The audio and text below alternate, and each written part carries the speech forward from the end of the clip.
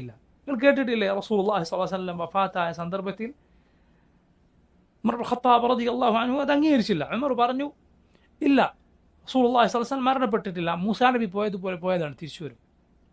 മൂസ അലൈഹിസ്സലാം ഖദറിൻ്റെ അരികിലേക്ക് പോയിരുന്നല്ലോ, അതുപോലെ മുഹമ്മദ് സ്വല്ലല്ലാഹു അലൈഹി വസല്ലം പോയതാണ്, തിരിച്ചു വരും എന്ന് പറഞ്ഞു. അബൂബക്കർ സിദ്ദീഖ് റളിയല്ലാഹു അൻഹു അങ്ങോട്ടേക്ക് കയറി വന്നു. അബൂബക്കർ സിദ്ദീഖ് റളിയല്ലാഹു അൻഹു ജനങ്ങൾക്ക് ആയത്ത് ഓതി കൊടുത്തു എന്നാണ്. സുബ്ഹാനല്ലാഹ്, ആരുടെ ഇതാണ് ഏറ്റവും കടുത്ത ഈമാൻ? അബൂബക്കർ സിദ്ദീഖിൻ്റെയാണ് റളിയല്ലാഹു അൻഹു. ഉമറിനേക്കാൾ ഉമർ റളിയല്ലാഹു അൻഹു അബൂബക്കർ സിദ്ദീഖ് റളിയല്ലാഹു അൻഹുവിന് തൊട്ട് ശേഷമുള്ള സ്ഥാനത്താണുള്ളത്.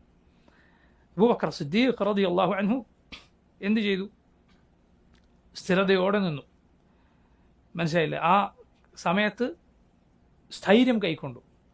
പണ്ഡിതന്മാർ അതിൽ നിന്ന് തെളിവെളിച്ചിട്ടുണ്ട്. എന്ത്? ഒരാൾ മറ്റൊരാളോടുള്ള സ്നേഹം വളരെ കടുത്തതാണ് എന്നതിൻ്റെ അടയാളമായിക്കൊള്ളണമെന്നില്ല. അയാൾക്ക് എന്തെങ്കിലും സംഭവിച്ചാൽ ആകെ ബോധരഹിതനായി വീണ് ആകെ കരഞ്ഞ് വച്ചിമുളിയൊക്കെ ഉണ്ടായി അങ്ങനെ ആകണമെന്ന് നിർബന്ധമില്ല. ചിലപ്പോൾ അതിനേക്കാൾ കൂടുതൽ സ്നേഹമുള്ളയാൾ ചിലപ്പോൾ എന്ത് ചെയ്യുന്നുണ്ടാവും? ക്ഷമയോടെ ഉറച്ചു നിൽക്കുന്നുണ്ടാവും. അബൂബക്കർ സിദ്ദീഖ് റളിയല്ലാഹു അൻഹു അങ്ങനെയാണ് ചെയ്തത്. അബൂബക്കർ സിദ്ദീഖ് റളിയല്ലാഹു അൻഹു വന്നു, അല്ലാഹുവിൻ്റെ റസൂൽ സ്വല്ലല്ലാഹു അലൈഹി വസല്ലമയുടെ നെറ്റിയിൽ ചുംബിച്ചു. സ്വല്ലല്ലാഹു അലൈഹി വസല്ലമയുടെ അരികിൽ വന്ന് നബിയുടെ മുഖത്തുണ്ടായിരുന്ന തുണി നീക്കി റസൂലുള്ളാഹി സ്വല്ലല്ലാഹു അലൈഹി വസല്ലമയുടെ നെറ്റിയിൽ ചുംബിച്ചു.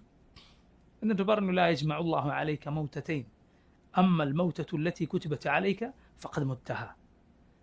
നബി, അങ്ങേക്ക് അല്ലാഹു രണ്ട് മരണം വിധിച്ചിട്ടില്ല. അങ്ങേക്ക് വിധിച്ച മരണം അങ്ങ് മരണപ്പെട്ടിരിക്കുന്നു.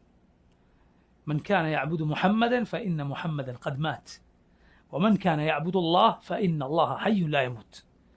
അബൂബക്കർ സിദ്ദീഖ് റളിയല്ലാഹു അൻഹു പറഞ്ഞു, ആരെങ്കിലും ഇബാദത്ത് ചെയ്തത് മുഹമ്മദിനെ ആയിരുന്നുവെങ്കിൽ മുഹമ്മദ് സല്ലല്ലാഹു അലൈഹി വസല്ലം ഇതാ മരണപ്പെട്ടിരിക്കുന്നു.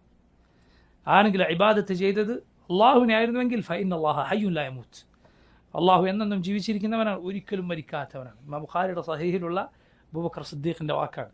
എന്നിട്ട് ആയത്ത് ഓതി കൊടുത്തു, വമാ മുഹമ്മദുൻ ഇല്ലാ റസൂൽ قد خلت من قبله الرسل أفإن مات أو قتل انقلبتم على أعقابكم. മുഹമ്മദ് സ്വല്ലല്ലാഹു അലൈഹി വസല്ലം അള്ളാഹുവിൻ്റെ ഒരു റസൂൽ മാത്രമാണ്. അവിടത്തേക്ക് മുൻപ് റസൂലുകൾ കഴിഞ്ഞു പോയിട്ടുണ്ട്. നബി സല്ലല്ലാഹു അലൈഹി വസല്ലം മരണപ്പെടുകയോ കൊല്ലപ്പെടുകയോ ചെയ്താൽ നിങ്ങൾ ഈ ദീനിൽ നിന്ന് പുറംതിരിഞ്ഞു പോവുകയോ, ഇന്നക മയ്യിതുൻ വ ഇന്നഹും മയ്യിതൂൻ, ഓ നബി, അങ്ങ് മരിക്കും അവരും മരിക്കും. ഉമർ ഖത്താബ് റളിയല്ലാഹു അൻഹു പറയുകയാണ്, ഞാൻ അപ്പോൾ കേൾക്കുന്നത് പോലെ തോന്നിപ്പോയി എനിക്ക് ആയത്ത്. അതിനു മുമ്പ് അവർ അത് കേൾക്കുകയും പഠിക്കുകയും മനഃപ്പാടമാക്കുകയും ചെയ്തവരാണ് സല്ലല്ലാഹു അലൈഹി വസല്ലമയുടെ നാവിലൂടെ. പക്ഷെ അവർ പറയുകയാണ്, ഇപ്പോൾ ഇറങ്ങിയതുപോലെ എന്ന് എനിക്ക് തോന്നിപ്പോയി.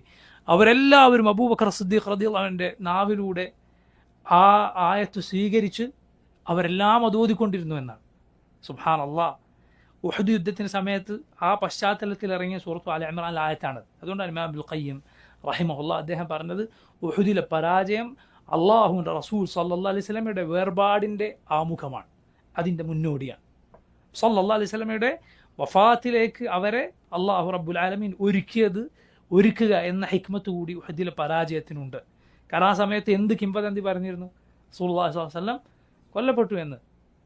ചില ആളുകൾ ആ സമയത്ത് പറഞ്ഞു നബി കൊല്ലപ്പെട്ടു. അപ്പോൾ അവരാകെ തളർന്നു. അപ്പോൾ വേറെ ചിലർ പറഞ്ഞു, ഇനി പിന്നെ നമ്മൾ ജീവിച്ചിട്ട് എന്ത് കാര്യം, ഇനി പോരാടുക തന്നെ, അള്ളാഹു റസൂൽ സ്വല്ലല്ലാഹു അലൈഹി വസല്ലം ഇല്ലാത്ത ഈ ലോകത്തിന് നമ്മൾ ബാക്കിയായിട്ട് എന്ത് കാര്യം, അതുകൊണ്ട് ഇനി പിന്തിരിഞ്ഞു പോവുകയല്ലേ, ഇനി പോരാടുക തന്നെ എന്ന് ചിലർ പറഞ്ഞു എന്ന് ഉഹദിൻ്റെ ചരിത്രത്തിൽ കാണാം. സുബ്ഹാന, എന്തായിരിക്കും അവരുടെ സ്ഥിതി?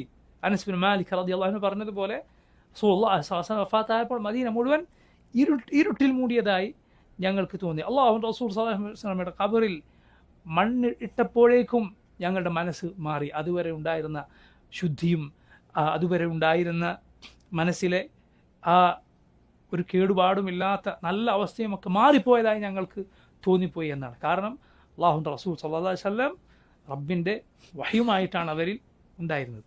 പറഞ്ഞത് നോക്കൂ, ഖുർആനിൻ്റെ അത്ഭുതം ഇത്രയും വലുതാണ്. അതുകൊണ്ട് ഖുർആൻ പഠിക്കാൻ പ്രിയമുള്ളവരെ അതീവ ശ്രദ്ധ ചെലുത്തുക. അതിനുവേണ്ടി അമൂല്യമായത് ചെലവഴിച്ചാൽ പോലും നമുക്ക് നഷ്ടമില്ല. പിന്നെയാണോ നമ്മുടെ ഒരു കുറഞ്ഞ സമയം അള്ളാഹുവിൻ്റെ കലാം പഠിക്കാൻ ഒരു കുറഞ്ഞ സമയം ചെലവഴിക്കുക എന്നത് എത്ര നല്ല കാര്യമാണ്. അതുകൊണ്ട് അള്ളാഹുവിൻ്റെ കലാം പഠിക്കാനുള്ള അവസരങ്ങൾ നമ്മൾ നന്നായി ഉപയോഗപ്പെടുത്തണമെന്ന് ആമുഖമായി ഉണർത്തുകയാണ്.